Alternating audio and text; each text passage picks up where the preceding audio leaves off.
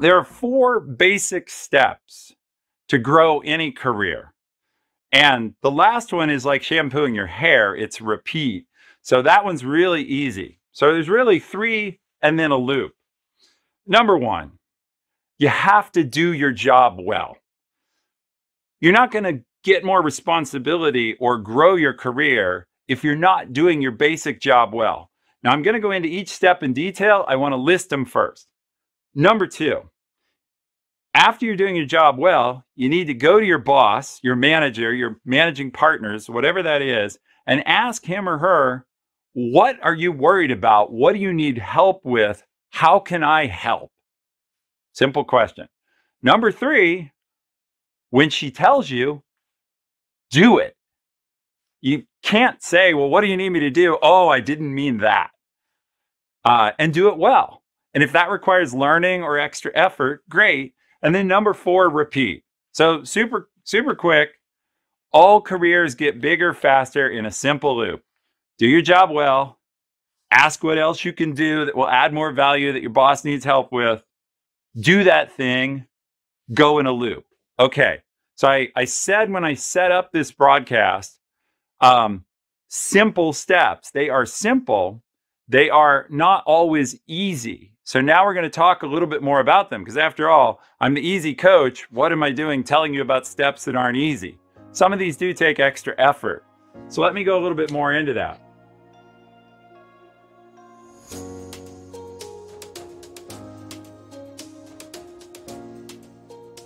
Hi, this is Ethan Evans. Just a quick reminder, when I speak on this channel, I'm speaking for myself. The views I express here don't represent my employer, Amazon, or anyone else. They're just me. Thank you.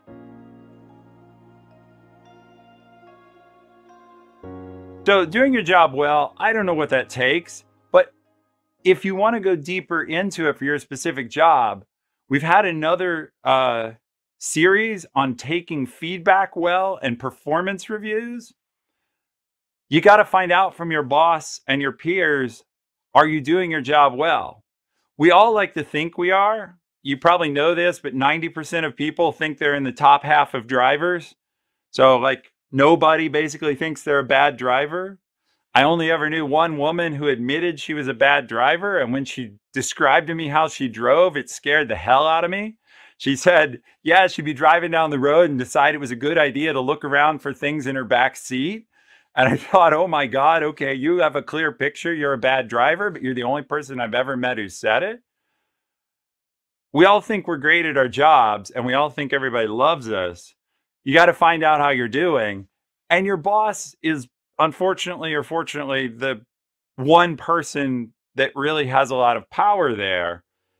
If your friends think you're doing great, but your boss doesn't, you need to fix that. Now I can take questions about how to do that. But the basic thing is ask them. Ask, look, am I doing a good job? What would make it better? And then do those things.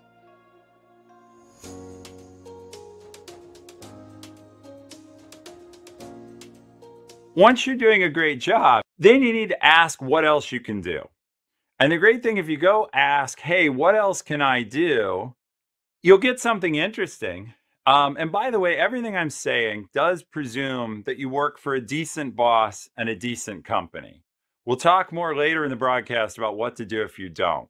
But I'm not saying you have the perfect boss or the perfect company, but you need a decent one. And we'll talk about what that looks like. So now you go ask your boss what you can help with and what are they worried about? And I'm going to explain from the position of an executive how we think about that. Basically, we have tons of worries. We're always looking at a big group. We manage some number of people. It may be 5, it may be 500. We have lots of things going on in our minds at all times that we're worried about. Every day I go home with a list of stuff that I'm like, oh my God, what am I going to do about this? So the thing I welcome most is help.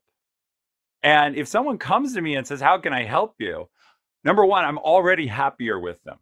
Like most of the people who work for me are like most of the people who work for any boss. They don't come around saying, hey, what can I do to help you? Instead, they come and say, hey, Ethan, I have this problem and that problem, and I don't like Sue, and I don't like Benjamin, and I don't like Frank, and John didn't give me what I needed, and such group isn't helping out. They're giving me problems. So when you come in my office and offer to take a problem, I already love you that much more. And it's not even a choice, it's human. It's human that I'm going to have that response to you, whether I want to or not. And the only thing that can interrupt that is step one. In other words, if you come ask me, what else can you do to help? And I need to tell you, well, what you need to do to help is do your damn job because you're not doing it. And I don't want to have, like, that's an awkward conversation. You'd be like, hey, I'd like to grow my career. How can I help you? And I have to be like, well, you can like show up to work and do what you're supposed to, and then we'll talk. I will say that to you. Not all bosses will. And so you want to cover step one, then ask step two. Okay. Now the boss asks for something. They're happy. They're going to give you a problem. Let's be honest. They're going to give you something that's hard for them, or that, not hard for them, but that they need done. This is now your golden chance.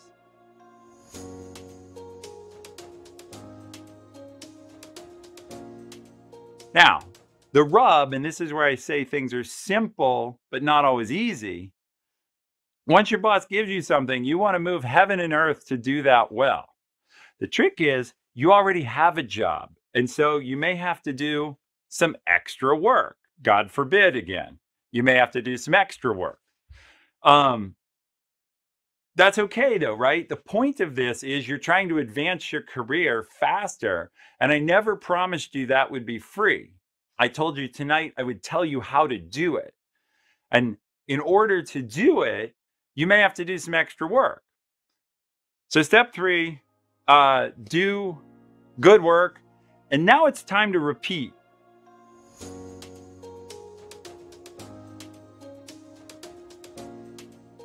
So repeating this loop, though, there's a nuance that's important.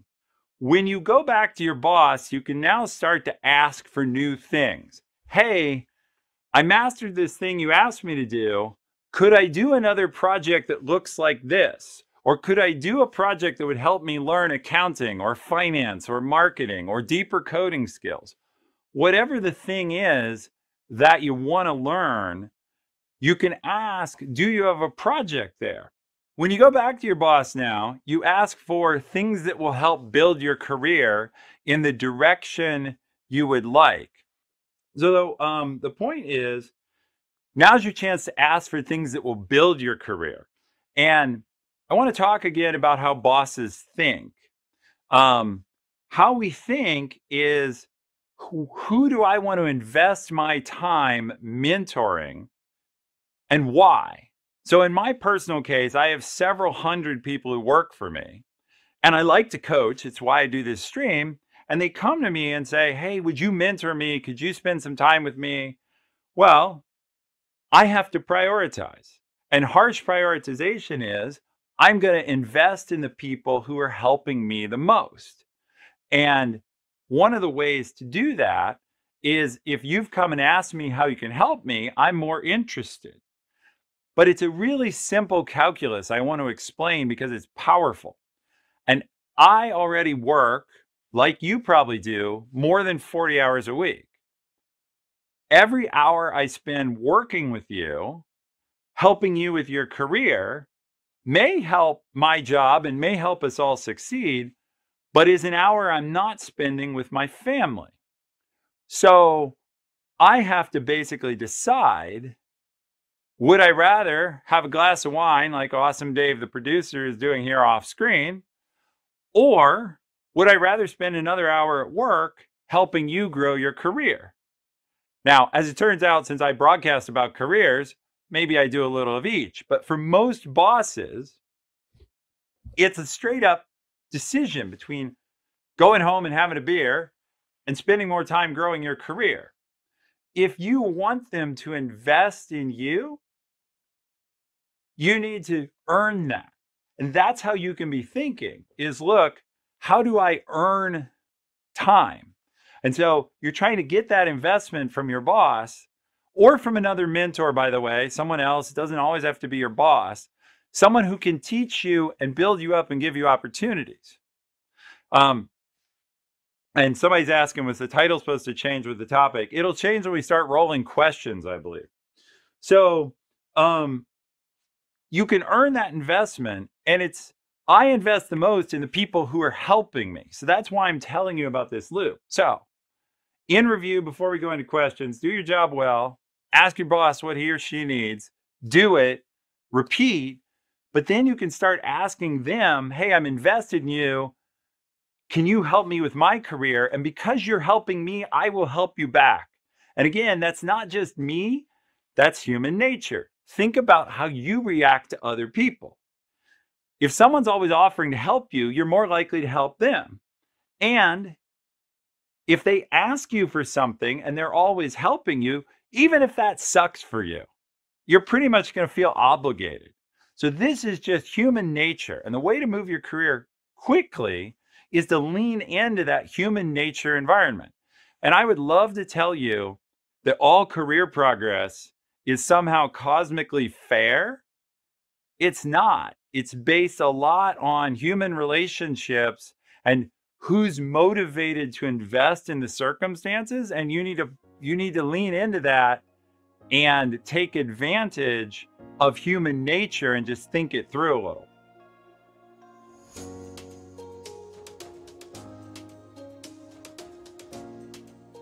So, I said I'd talk quickly about bad bosses and bad companies. Everything I've said only works if you have a decent relationship with your boss and you're working in a company where some sort of advancement is possible. Some people don't have that circumstance and they need to get the hell out. And what I would say there is you spend most of your life at work that isn't sleep time. The point is, if you have a lousy boss, get out. And I've done other talks on that. I will in the future. How do you recognize that? How do you know how much to put up with? I'm not saying run away right away, but I am saying life is too short to have a really bad situation. We can talk about how to hunt for a job another time. I've done talks before about how to find and choose your next job. Go look at those on our YouTube channel if you want. But if you don't have a boss who's going to work with you, if you invest and get back nothing, move on, because there are good bosses out there. Second thing is, all of what I'm saying is easier on a high growth team or a high growth company. If you're in an environment that is extremely static, where there's very little ability to progress, and pretty much everyone stays in their job until they retire or pass away from tragedy, it's going to be much harder to move up. So you need to find a high growth environment with a lot of opportunity in order to grow. And this is simply a matter of choosing the right company. And that can be a startup. Startups are very dynamic and high growth. It can be a large company with a team that's growing quickly. A lot of the big tech companies have that. But you got to find that place that's growing fast. Hi, I'm Ethan Evans. I hope you've gotten a lot out of this show. To follow us on YouTube, please click the bell icon in the bottom left and subscribe. Also, you can find us live on Twitch, where we answer questions interactively.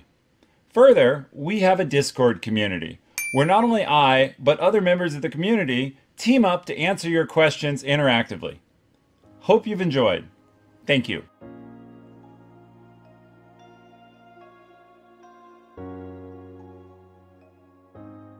Why is it better to ask your boss to choose an extra work to impress than to identify extra opportunities yourself and deliver on those? I love this question. Whoever put it in, thank you. Simple. Your boss gets, in many ways, to judge whether or not you're ready for the next big opportunity or the next promotion, and your taste or opinion of what extra things to deliver on may not be what they want or need. Now, does that mean suck up and kiss ass all the time? No. But it does mean I would rather be aligned with my boss and ask them what they need than always make it up. Here's the middle ground that does work very well. You can also annoy a boss by coming in and saying, what else can I do? What else can I do? And making them think it up. The perfect world for me and for any reasonable boss, I think, is when you come and say, hey, I was looking at how our team's doing, and it looks like we need a new system to process TPS reports automatically so that no human has to touch them. And I have an idea for that. Keywords coming now. Would you like me to work on that? Or is there something else you need more?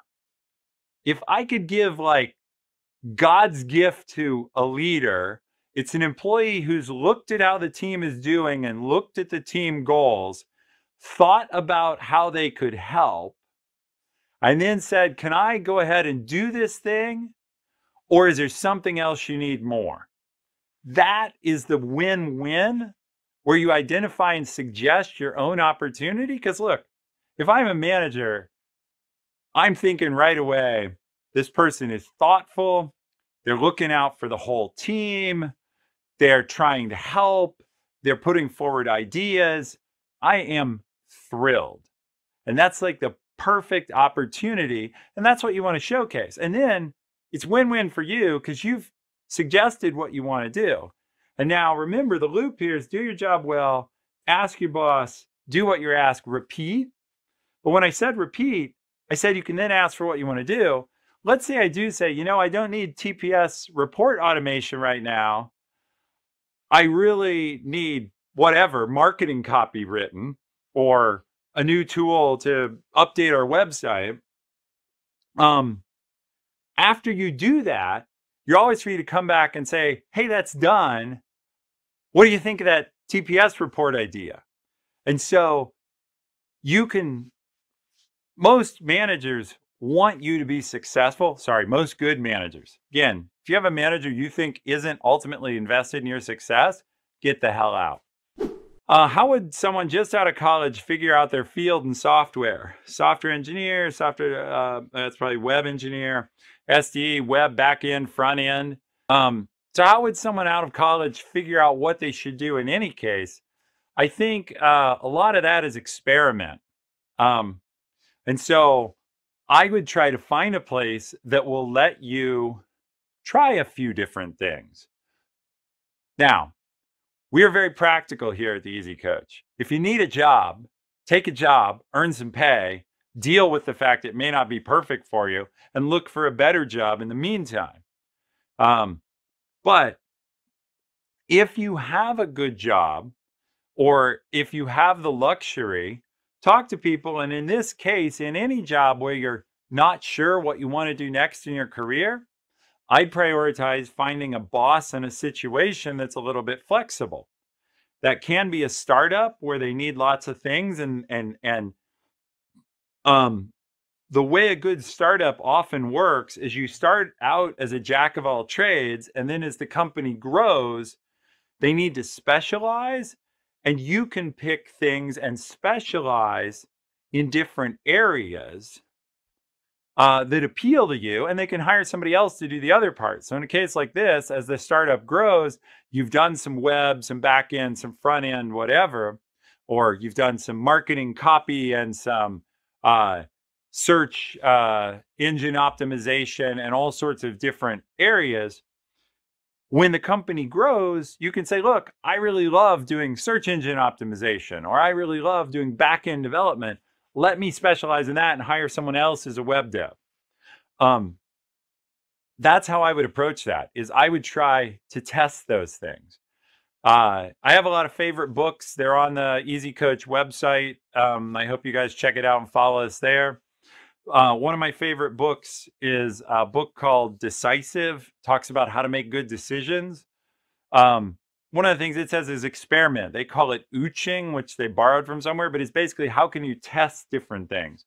What I would do early in career out of college is I would try to find things where I could do lots of different things And this is a case, again, when you're talking to your boss, say, look, I've done a lot of back end work. I've done some front end work. Is there a pure web dev project I could work on? Do you need something I could do there? And then if you want to use really magic things, you could do them at night or on the weekend. So bottom line here, experiment. And if you don't have any other opportunity to experiment, ask about bonus projects. Here's another set of magic words you can use with a manager. Hey, boss, I'm going to do a personal time project in web development. What you've done here is you've framed two things that are very key language. One, I'm doing this anyway, so you don't get to say what I do in terms of where I'm going to work. I'm going to do it on my time. So that's why you don't get a say, but now I'm going to offer you the chance to pick what I do. This is like Christmas. No boss is going to say, well, I don't think you should do any web development. You can't do that on your personal time. You have to do, like, that would be ridiculous. That would be your sign like, oh, I've got it. I need to change jobs. Most bosses are going to say, oh, wow, I've been given a Christmas present. You're going to do extra work and you're offering me to pick exactly what you do or to suggest where you experiment. You're going to get a big win and get to do something in your space. So from a previous company, I've heard that take the job nobody wants, gets you noticed, and allows you to move up quickly. Is that real, or is that just a manager trying to get someone to fill a role? Could be either one. It is true, all managers love someone who's willing to do what needs to be done. And that is generally a great way to move up. There's another variation of this advice, which is take the hardest job. Again, let's say I go home at night with 10 problems in my mind. If you will take the toughest one from me, I'm more than 10% happier than I was. Like, not all problems are equal. So if you can do the job nobody wants or the hard job, yeah, this goes back to earning trust, building relationship, demonstrating your skill, showing you're a team player. I would say that is very valuable.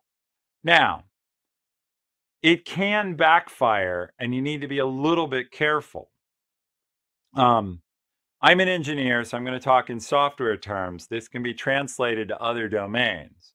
In software, one of the things people don't want to do sometimes is fix the bugs or do the maintenance work. They don't want to handle the tickets.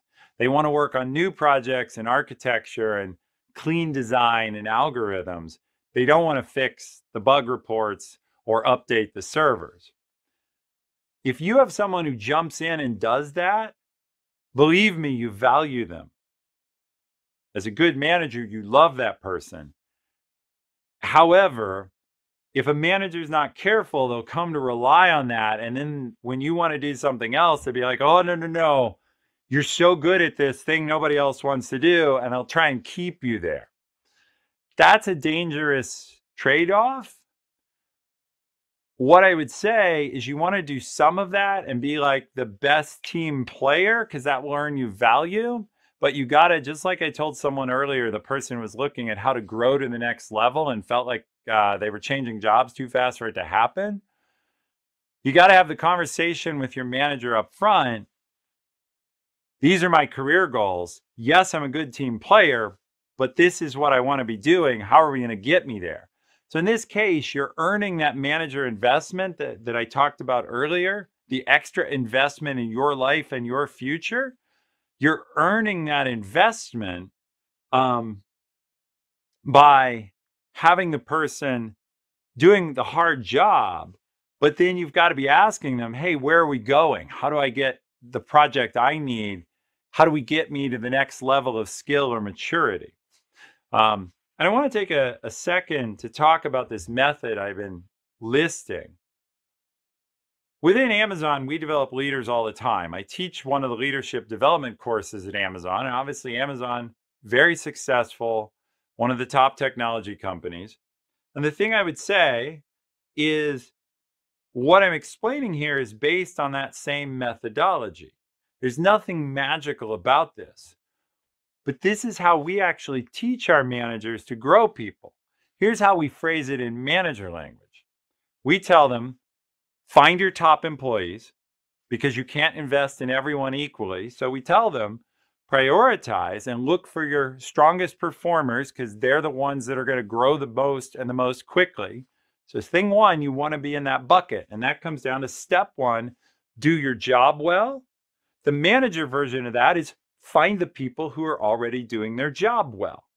Don't find the people who aren't doing their job well. It's a lot harder to grow them because you got to fix their performance first. Then what we tell them is give them a stretch assignment. Give them something that's a challenge. That's essentially the reverse of you asking, what do I need done? It's me taking something I need done and saying, hey, William, this is your new task.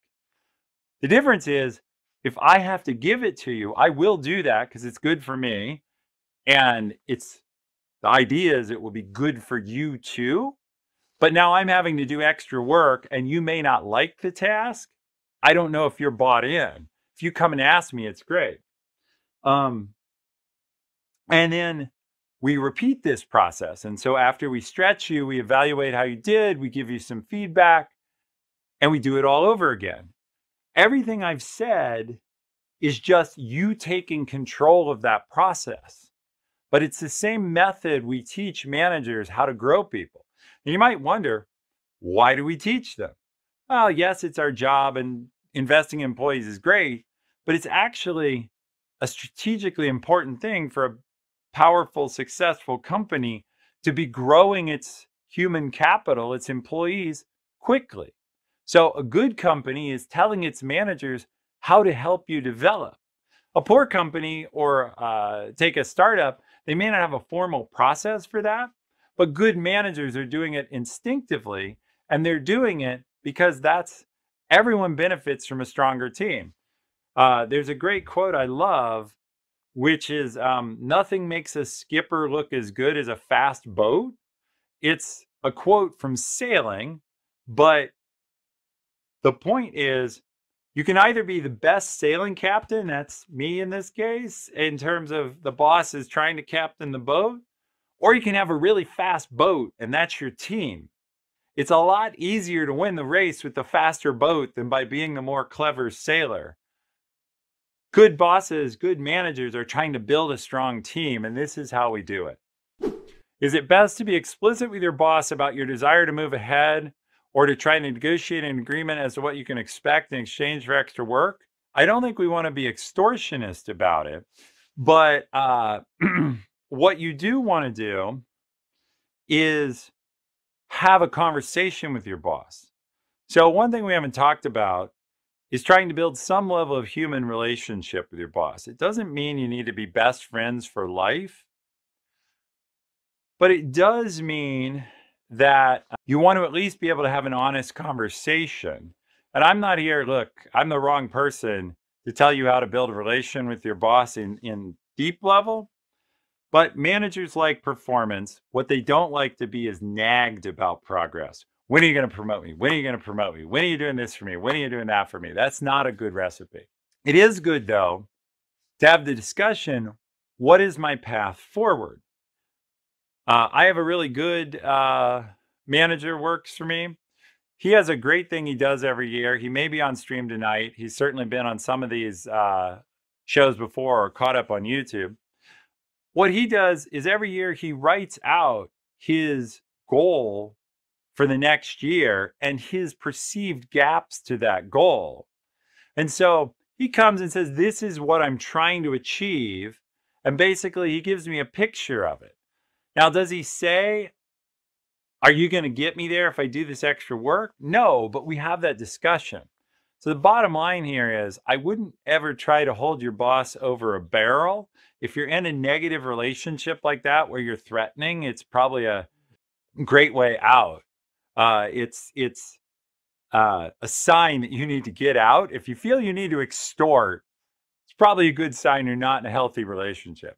But it's completely fair to talk to your manager and say, look, I'm trying to get to the next level. I'm trying to earn more money. I'm trying to have this opportunity.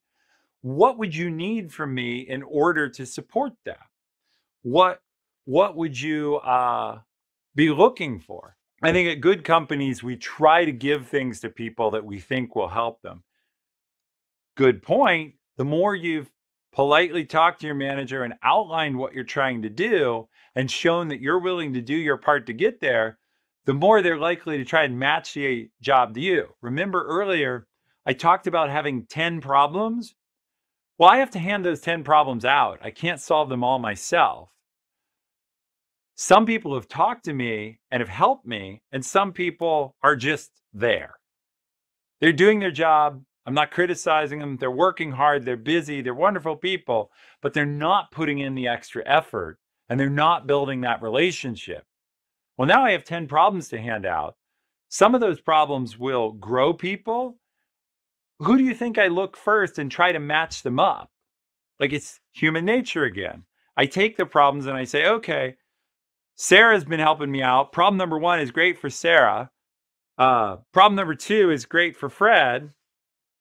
3 through 10, here's some people. Bang, bang, bang, bang. So, do you want the random problem or the one that at least I thought would work for you? Or maybe I even ask you and say, hey, I got 3 things that need done. Which one do you want to do? Look, I'm always honest, try to be anyway, as much as I'm self-aware. If you want your career to go quickly, it's going to take extra work. You might be brilliant, in which case you can like move your career up without much extra work, the infamous work smarter, not harder. Or you might be really lucky and might just grow effortlessly. I'm sort of talking to the 80% of the world for whom those 2 miracles don't happen. And in that case, it is sweat and focus. Thank you for that question. What I would say is don't put your boss over a barrel. Do talk to them. Okay, next question is, I've read quite often that hopping jobs is the quickest way to progress your career and get significant raises. How much do you vouch for or against that? I'm super early in my career, so I don't have a lot of perspective here. Wow. This is a huge double-edged sword. So we'll talk about both sides real quick. It is often the fastest way to get an immediate raise may be to go negotiate at a new job. However, when most leaders look at resumes, they're looking for how long you stayed. And if they see 6 months, a year, 14 months, 12 months later, they will shy away because they know you're not going to stick. And so a pattern of high churn will cost you in the long term. So doing that once, doing that twice to pursue opportunity, completely possible. And we'll talk a little bit more about the challenges. Doing it constantly will eventually catch up to you. When I see a resume that's got only 6 or 12-month jobs, it goes at the bottom of my stack. And so suddenly you're weeding yourself out of future opportunities. Now, you may say, well, I didn't want your opportunity anyway. You'll always, if you're good, you'll find somebody to hire you. But it may not be the best opportunity because think about my side of it. A good manager is going to invest in you. And if it looks like you're just going to leave in a short period of time, I'm not going to start that relationship, which means you're basically, if the manager is alert, the managers that are going to hire you are the ones that don't care how long you stay or go. And that means for some reason, they generally don't care, period. They see you as transactional and disposable. So if you make yourself transactional and disposable, you will be. Now, I'm not recommending that you stay forever in a dead-end job. If you've listened to the whole show, I've said several times, if you're in a place where there's no progress or you're in a place where your boss is not supporting you and you've tried, you've put in some effort and you've asked some questions, or your boss is actively afraid of you being successful, like has happened to a couple people I know on the stream, then you have to make a change. But if you're only making a job to try and pump up your salary, that can be a bad move. Here's an important thing. You should be paid what you're valued. So if you're growing your skills quickly and either your company structure or your boss can't recognize your value, they don't have the tools or they're not able to, you may need to move, but make those moves thoughtfully and try to do them on good terms where, again, your boss is saying, look, I get it. Because if they're a future reference, they will say, look, Sarah left because we couldn't offer her the opportunity and she was ready for more, as opposed to, yeah, Sarah blew out of here. And believe me, if I ask for references and none of your former managers are listed, bottom of the pile, I take the other candidate. Because if none of your former managers will talk about you in a good way, I'm going to be your next manager and something's going to make sure I don't want to talk about you in a good way and I don't need burnt like that. As much as you have skills, I have other candidates. And so my advice, change jobs when you have to or when there's a really good reason. Don't just jump. Follow up to the job hopping question. What if each of the tenures were 1.5 to 3 years and not 6 to 12 months? I think anything over 2 years doesn't raise eyebrows anymore. So 1.5 to 3 years, if you have that blend, maybe if you have like 4 2-year jobs in a row, it'll start to raise questions, or 5 of them.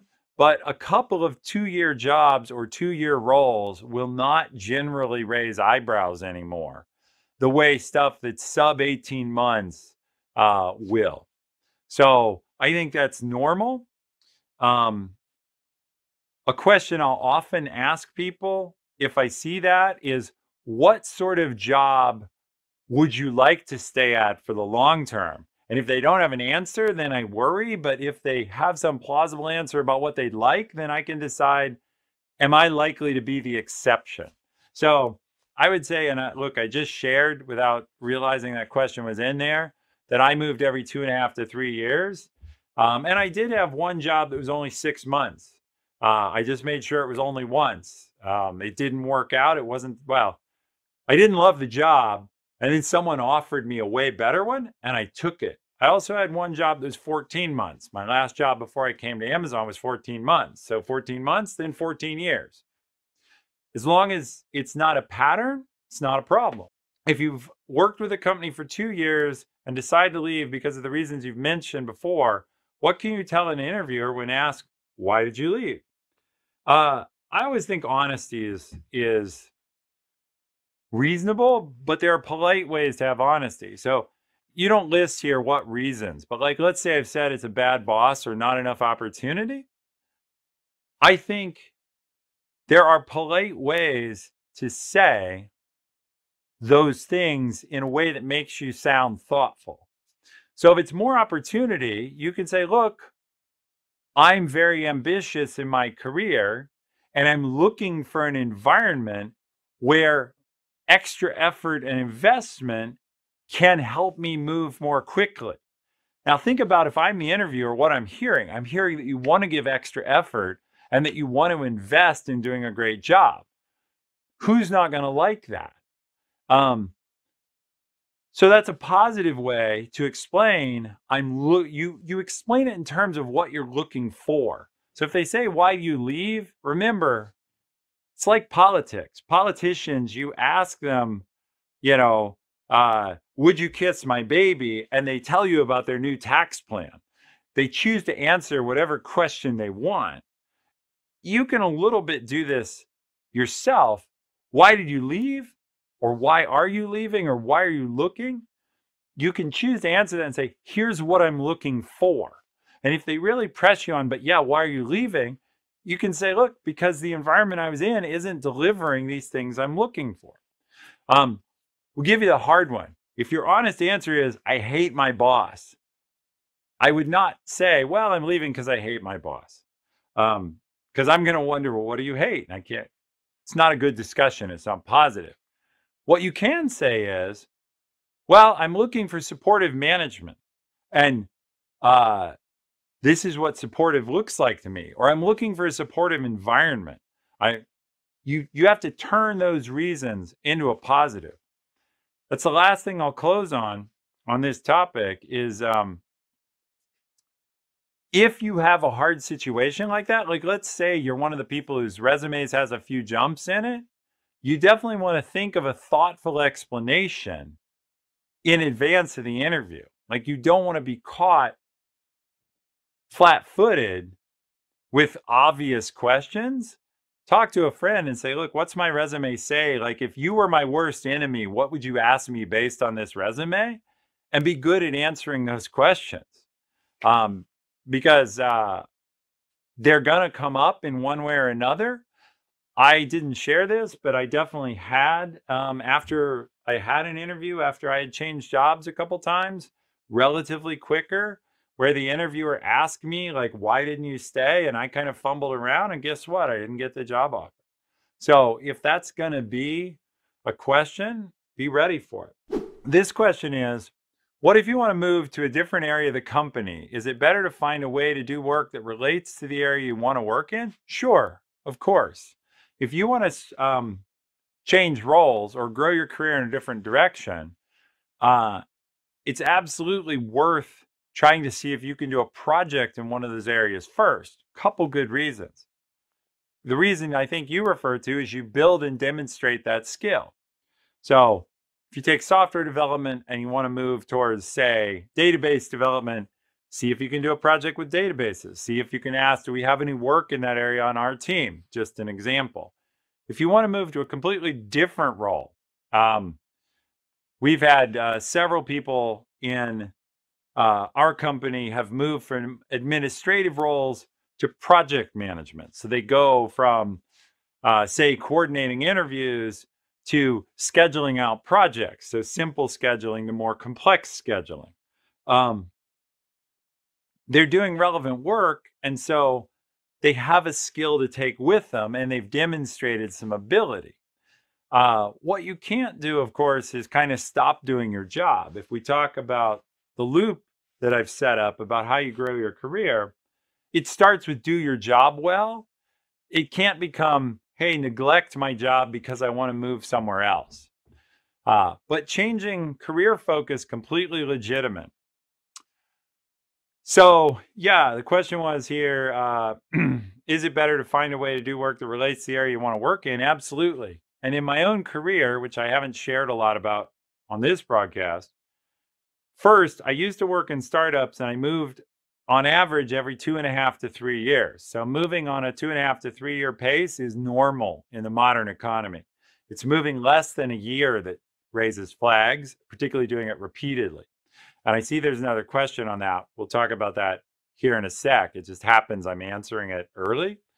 But later in my career, I've been at Amazon 14 years now, both at Twitch and at core Amazon. I've moved between roles, and I absolutely have asked, how do I learn the skills for this new job? Can I do that as a part of this job? And how I did that was going from being an engineer to being a general manager. I had to learn finance and monetary pieces, and I had to practice that. And so I took a smaller job than I had with a boss who needed it done, but who could give me that opportunity.